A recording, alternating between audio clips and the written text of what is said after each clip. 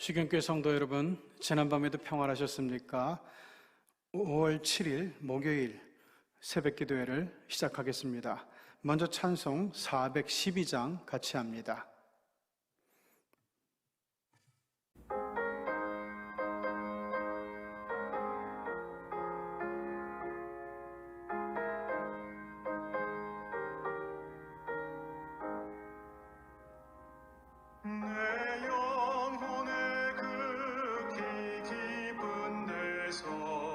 맑은 가락이 울려나네. 하늘 곡조가 언제나 흘러나와 내 영혼을 고이 싸네. 평화 평화로다. 하늘 위에서 그 사랑의 물결이 영원토록 내 영혼을 덮으소서. 내 맘속에 솟아난 이 평화는 깊이 묻힌 보배로다.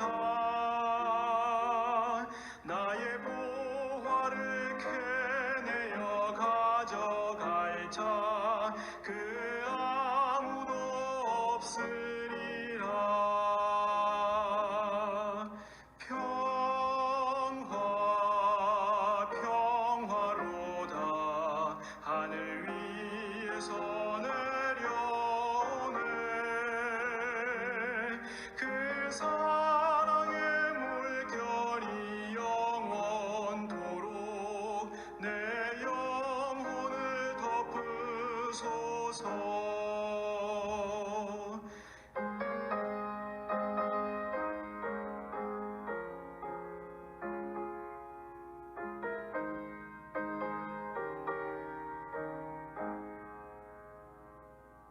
내 영혼의 평화가 넘쳐남은 주의 큰 복을 받음이라. 내가 주야로 주님과 함께 있어 내 영혼이 편히 쉬네. 평화 평화로다. 하늘 위에서 내려오네. 그 사랑의 물결이 영원토록 내 영혼을 덮으소서. 이 땅 위에 험한 길 가는 동안 참된 평화가 어디 있나. 우리 모두 다 예수를 친구 삼아 참 평화를 누리겠네. 평화 평화로다. 하늘 위에서 내려오네. 그 사랑의 물결이 영원토록 내 영혼을 덮으소서.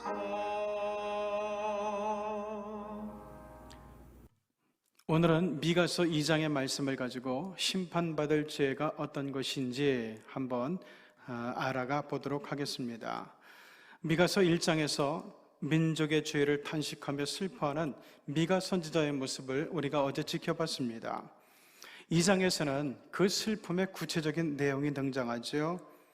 한 나라가 흥하고 망하는 데에는 지도층과 부유층의 부패가 연루되어 있다는 것이 역사적인 정설입니다. 성경도 마찬가지의 의견을 갖고 있는데 미가서 2장은 오늘 그것을 다루고 있습니다. 먼저 이스라엘의 제목은 1, 2절에 나오는데 그들이 침상에서 죄를 꾀하며 악을 꾸미고 날이 밝으면 그 손에 힘이 있으므로 그것을 행하는 자는 화 있을진저 밭들을 탐하고 빼앗고 집들을 탐하여 차지하니 그들이 남자와 그의 집과 사람과 그의 산업을 강탈하도다. 자, 이 말씀은 일단 분위기가 많이 안 좋죠. 이 말씀은 이스라엘의 지도층들이 밤중에 악을 도모하고 날이 밝으면 그것을 실행한다는 그런 이야기입니다. 돈과 권세가 있어서 손에 힘이 있는 사람들이 정책을 자기들에게 아주 유리하게 만들고 그것을 실천했다는 거예요. 이들에게는 가난한 백성들, 서민들을 생각하는 마음 자체가 전혀 없었던 것 같습니다. 그런데 이는 비단 옛날 이스라엘의 이야기뿐 아니라 오늘에도 공공연히 나타나는 현실입니다. 웬만한 정치인들은 경제인들과 결탁을 하죠. 중앙정부에서는 이 수도권에 있는 재벌들과 또 지방에서는 지방에 있는 부자들과 결탁을 해서 저들에게 유리한 정책을 편파적으로 적용하는 예가 참 많습니다. 그래서 자기들을 후원하는 경제인들에게 혜택을 주는데 이것을 정경유착이라고 하죠. 이로 인해서 그간 우리나라에도 말할 수 없는 부패가 많았고 이로 인한 피해는 항상 국민들에게 돌아가곤 했던 것이 사실입니다. 자, 그런데 오늘 2절을 보니까 권력자들이 백성들의 밭을 탐한다고 지적을 해요. 사실 이는 가난한 백성들에게 있어서 전부죠, 밭이라는 것은. 그런데 이것을 탐한다는 것은 가난한 백성들의 생존 문제를 흔드는 악랄한 짓이라고 볼 수 있어요. 이들에게 있어서 힘없는 사람들의 소유, 이것은 자기네 욕망의 도구일 뿐이라는 의식이 있는 것 같아요. 자, 그들이 탐하는 집에 대해서 알아보죠. 먹을 것과 거하는 곳은 지금까지도 우리 서민들에게는 삶의 전부와 같은 겁니다. 그런데 집을 탐했다는 것은 전 재산을 송두리째 빼앗았다는 이야기예요. 그것도 정당하게 법을 만들어서 서민들이 어디에도 하소연할 수 없도록 조직적으로 강탈을 해갔는데 이것은 사람을 죽이는 살인죄나 진배가 없습니다. 이들이 지식과 권력을 가지는 이유는 연약한 민중을 탈취해서 자기들의 배를 불리기 위해서였던 거예요. 여러분, 사람은 무엇을 위해 공부하며 지식을 쌓아갑니까? 자신만 유익하게 하려는 게 아니라 공익에 이바지하기 위해서죠. 이게 바른 목적의식입니다. 발명왕 에디슨은 자신의 발명품으로 굉장히 많은 돈을 벌 수 있었는데도 그거를 별로 원하지 않았다고 해요. 그는 자신의 발명품을 더 많은 사람들이 편리하게 사용할 수 있기를 바랐고 이런 면에서 그는 진정한 영웅이었습니다. 권력을 가지고 그것을 남을 살해하는 칼로 사용하고 있는 이스라엘의 지도층을 보면서 미가 선지자는 이를 그냥 보고만 있을 수는 없었어요. 그래서 아주 신랄한 말로써 지도층들을 비판하고 경고하고 정죄하면서 하나님의 심판을 대언하게 됩니다. 자, 이들의 죄를 옛날 아모스 선지자도 지적한 적이 있죠. 아모스서 2장 6절에서 7절을 보면은 그 벌을 돌이키지 아니하리니 이는 저희가 은을 받고 의인을 팔며 신 한 켤레를 받고 궁핍한 자를 팔며 가난한 자의 머리에 있는 티끌을 탐내며 겸손한 자의 길을 굽게 하며 부자가 한 젊은 여인에게 다녀서 나의 거룩한 이름을 더럽혔기 때문이다 라고 하는 말씀이 나와요. 자, 오늘 본문의 3절은 바로 이런 사람들에 대한 심판의 선언이에요. 3절, 여호와의 말씀에 내가 이 족속에게 재앙을 계획하나니 너희의 목이 이에서 벗어나지 못할 것이요 또한 교만하게 다니지 못할 것이라. 이는 재앙의 때임이라. 힘을 가진 자들이 밤잠도 자지 않으면서 계획했던 악은 결국 부메랑이 되어서 하나님의 형벌로 그들에게 고스란히 돌아오게 될 거라는 그런 말씀입니다. 하나님은 이들에게 빼앗기는 아픔을 경험하게 하실 거라고 말씀합니다. 4절에서 5절, 그때 너희를 조롱하는 시를 지으며 슬픈 노래를 불러 이르기를 우리가 온전히 망하게 되었도다.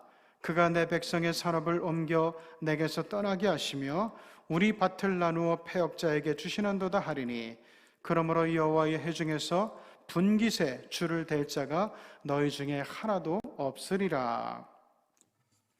무슨 말씀인가 하면은 욕심의 눈먼 지도층들이 이방인에게 완전히 멸망해서 가난한 백성에게 빼앗았던 것들을 모두 고스란히 빼앗겨버리는 쓰라린 경험을 하게 될 거라는 말씀이에요.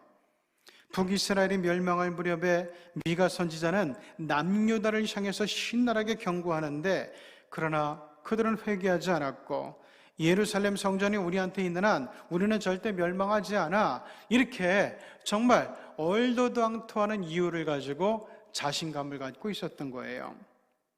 미가는 그들에게 조롱하는 시를 지으며 슬픈 노래를 부르게 될 거라고 경고하는 거예요. 하나님의 경고는 훗날 그대로 성취되죠. 그네들이 여호와 하나님을 믿는 백성이고 그 보호를 받는 백성임을 모두 아는데 쫄딱 멸망하게 되었으니 열방으로부터 온갖 조롱을 받고 그 때문에 슬퍼하게 되리라는 이야기예요. 이는 실제로 역사가 증명합니다.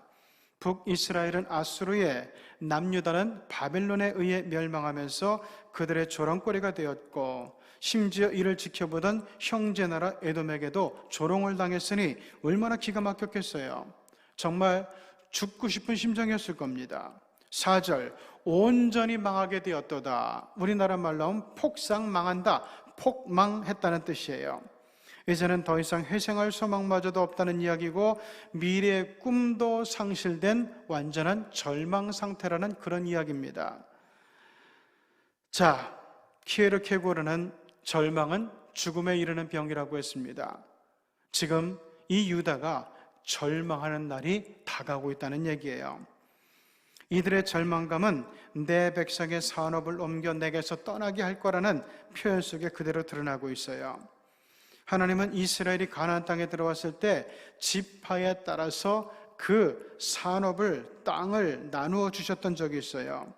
그런데 이제는 그 산업을, 그 땅을 다 뺏어서 이방인들에게 줌으로써 이스라엘로 하여금 가나안 땅에 들어오기 이전으로 돌아가게 해주겠다는, 그러니까 아무것도 없는 그런 때로 돌아가게 해주겠다는 얘기예요.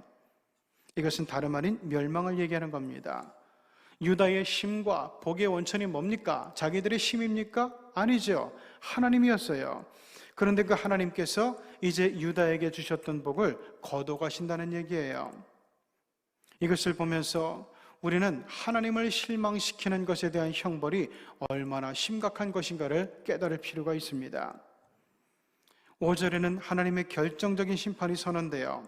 그러므로 여호와의 회중에서 분깃의 줄을 댈 자가 너희 중에 하나도 없으리라. 이는 곧 그들이 여호와의 회중에서, 모임에서, 하나님의 자녀 중에서 끊어질 거라는 말씀이에요.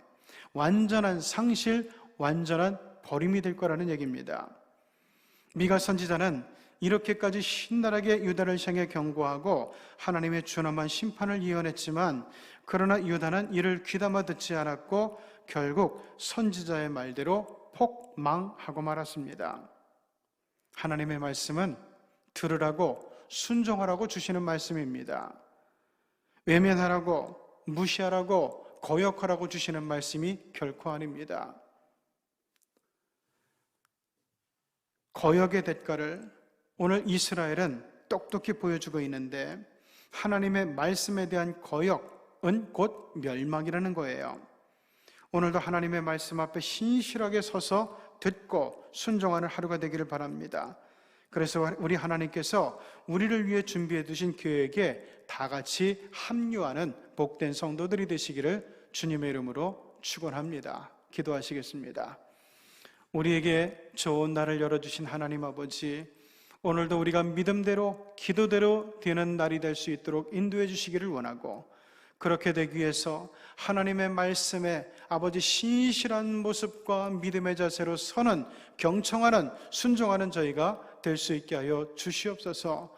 오늘도 세상의 말에 귀를 기울이고 사람들의 말에 귀를 기울이고 내 아버지 이 욕심의 말에 귀를 기울이는 그런 우를 범하지 않게 도와주시고, 철저하게 하나님 말씀대로 정의롭게, 공의롭게 사랑 가운데서, 하나님 공정한 가운데서, 의로운 가운데서 우리의 덕을 쌓아가면서 하나님을 기쁘시게 하고, 우리 하나님의 약속이 우리 가운데 차곡차곡 응답되는 역사적인 시간이, 순간이, 날이 되게 하여 주시옵소서. 어려움에 빠진 사람들, 사업으로 인해서 힘들어하는 사람들, 육신의 질병으로 인해서 힘들어하는 사람들, 관계 때문에 힘들어하는 사람들, 가족 때문에 힘들어하는 사람들, 친구 때문에 힘들어하는 사람들, 하나님께서 모두 붙들어 주시는 가운데서 하나님의 품에 기대게 하시고, 우리 하나님께서 주신 그 말씀 다시금 하나님 마음속에 떠올리면서 말씀을 보는 습관도 기르고 기도하는 습관도 기르고, 그래서 우리 하나님의 임재와 하나님의 동행하심 속에서 하나님께서 우리 편이 되어주시는 삶이 되어서 승리를 구가하는 삶이 되고, 우리 하나님의 은혜 가운데서 순탄하게 나가는 삶이 되게 역사하여 주시옵소서. 예수님의 이름으로 기도드리옵나이다. 아멘.